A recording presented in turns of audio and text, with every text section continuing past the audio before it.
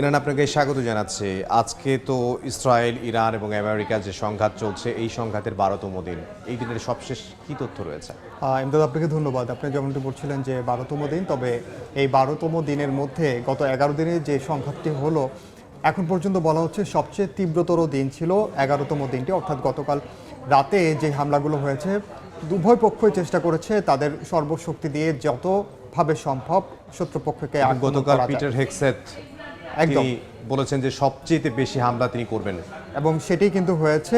যদিও আপনি জানেন যে ক্ষয়ক্ষতির যে চিত্র সেটি কিন্তু আমরা দেখছি যে ধীরে ধীরে কিন্তু বাড়ছে। আমরা একটু সবশেষ তথ্যগুলো এক নজর আগে দেখে আসতে চাই যে ইসরায়েল ইরান সংঘাতের 12তম দিনে আজকে এখন পর্যন্ত আসলে কী অবস্থা। আমরা দেখতে পাবো যে এখন পর্যন্ত ইরান ইসরায়েল সংঘাতের 12তম দিনে এসে গতকাল যেহেতু বলেছে যে অনেক বেশি প্রকট ছিল হামলা, ইরান এবং লেবাননে যৌথভাবে হামলা চালিয়েছে ইসরায়েল এবং যুক্তরাষ্ট্র। আপনারা জানেন যে ইরানও কিন্তু আসলে বসে নেই, তারা তেল আবিব, ইসরায়েলের মধ্যাঞ্চলে যে শহরগুলো রয়েছে সেই শহরগুলোকে লক্ষ্য করে মূলত হামলা চালিয়েছে ইরান। এবং শুধু ইরান না, হিজবুল্লাহর যে প্রতিরোধ যে সংগঠনটি রয়েছে তারাও কিন্তু ইসরায়েলের বিভিন্ন জায়গায় বিশেষ করে মধ্যাঞ্চলে হামলা চালিয়েছে।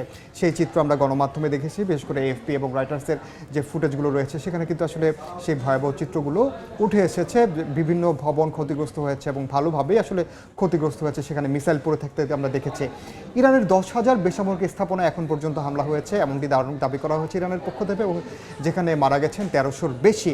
এবং অপরপক্ষে যদি যুক্তরাষ্ট্রের কথা বলি, যে যুক্তরাষ্ট্র এখন পর্যন্ত 150-র মতো সেনা আহত হয়েছে বলে আমরা জানতে পেরেছি এবং 7 জন সেনা নিহত হয়েছেন, সেটি আমরা এরই মধ্যে মরদেহ ফেরত নিতে আমরা দেখেছি। এবং ইরান এবং লেবাননের যে ইসরায়েলি হামলা, সেই হামলা কিন্তু আপনি জানেন যে দিন দিন আসলে প্রকট হচ্ছে। বিশেষ করে লেবাননের দক্ষিণাঞ্চলে আসলে হামলার মাত্রা কিন্তু বাড়াচ্ছে ইসরায়েলি বাহিনী। এবং একই সঙ্গে ইরান কিন্তু কি করছে, তারা যে উপসাগরের দেশগুলোতে যেই মধ্যপ্রাচ্যে থাকা মার্কিন যে ঘাঁটিগুলো, সেই ঘাঁটিগুলোকেও কিন্তু নিশানা করছে ইরান।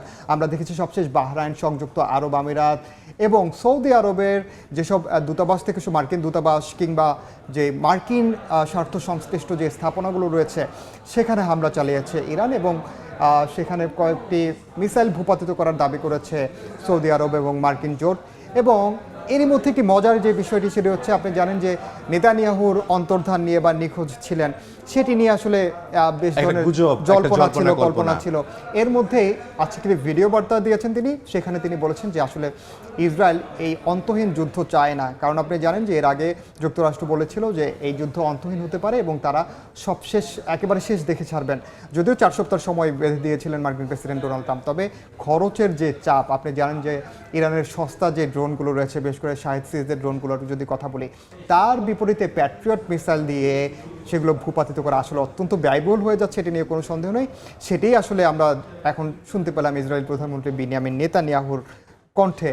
এবং লেবাননে আসলে যেই পরিস্থিতি বর্তমানে বিরাজ করছে ইরানের পাশাপাশি, লেবাননের যে প্রতিরোধ সংস্থা হিজবুল্লাহ, তারাও কিন্তু এতদিন রয়েছে হয়ে মারছিল, এখন একেবারে আবারও তারা গেরিলা কৌশলে ফিরে এসেছে এবং ইসরায়েলের বিভিন্ন এলাকায় তারা আসলে ধ্বংসযজ্ঞ চালাচ্ছে। হিজবুল্লাহ এবং ইসরায়েলের মধ্যে যে সংঘাত, সেই সংঘাতটা আমরা দেখছিলাম। এই যে সংঘাত, মধ্যপ্রাচ্যের সংঘাত, এই সংঘাতের মধ্যে আরেকটি গুরুত্বপূর্ণ বিষয় হচ্ছে যে হরমুজ প্রণালী, যেই প্রণালী দিয়ে আসলে 20% এলএনজি এবং তেল সরবরাহ করা হয় বিশ্বের বিভিন্ন দেশে। এই হরমুজ প্রণালী থেকে ইরান ট্যাক্স বসাতে যাচ্ছে কিনা?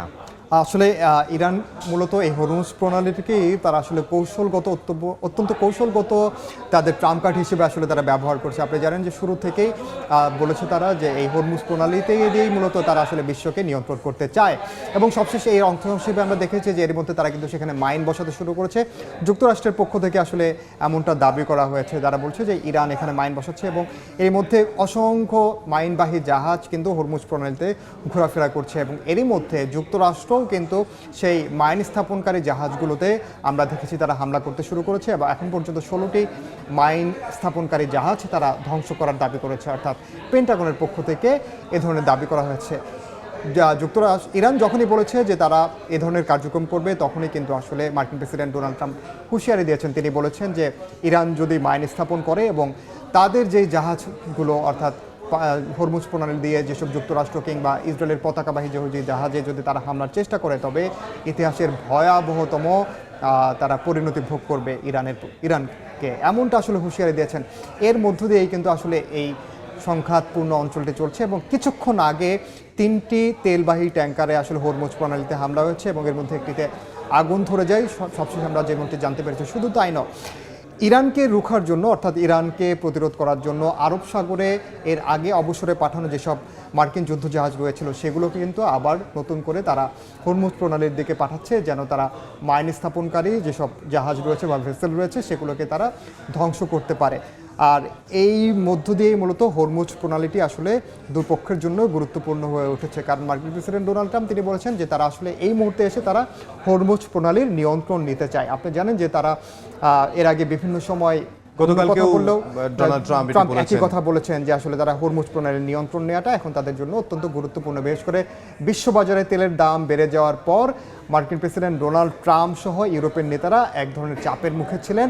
সাধারণ মানুষের পক্ষ থেকে কিন্তু বিভিন্ন ধরনের ক্ষোভ সেটি কিন্তু উগরে আসছিল, এবং তারই পরিপ্রেক্ষিতে গতকাল ট্রাম্প হুঁশিয়ারি দিয়েছেন এবং এরপর আমরা কিছুটা তেলের বাজার স্থিতিশীল হতে দেখেছি। এবং ইসরায়েলের যে কথা শুনলাম, ইসরায়েলের প্রধানমন্ত্রী বেনিয়ামিন নেতানিয়াহু তিনি বলেছেন যে অন্তহীনভাবে এই যুদ্ধ চলতে পারে না, চান না। ইরানের পক্ষ থেকে কি বলা হচ্ছে, ইরান আসলে কি চায়, কি হলে তারা যুদ্ধ শেষ করবে? ইরান আসলে এই মুহূর্তে চাচ্ছে যুক্তরাষ্ট্র যেহেতু শুরু করেছে তারা আসলে একটি দাঁত ভাঙা জবাব দিতে চায়, যেন এই ধরনের কর্মকাণ্ড তারা দ্বিতীয়বার করতে না পারে। এখন পর্যন্ত ইরানের পক্ষ থেকে আসলে তাই বলা হচ্ছে। ইরান, আপনাকে অসংখ্য ধন্যবাদ। ধন্যবাদ।